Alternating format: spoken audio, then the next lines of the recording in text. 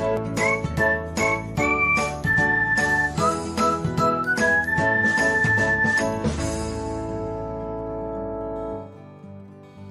everyone, welcome back to another episode of Technologyglance.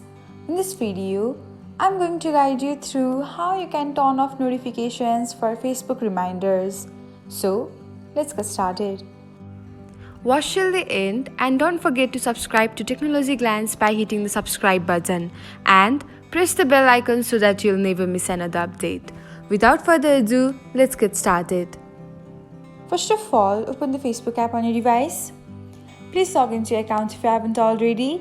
Next, select the menu and then tap on Settings under Settings and Privacy. Next, under Preferences, you can find Notifications.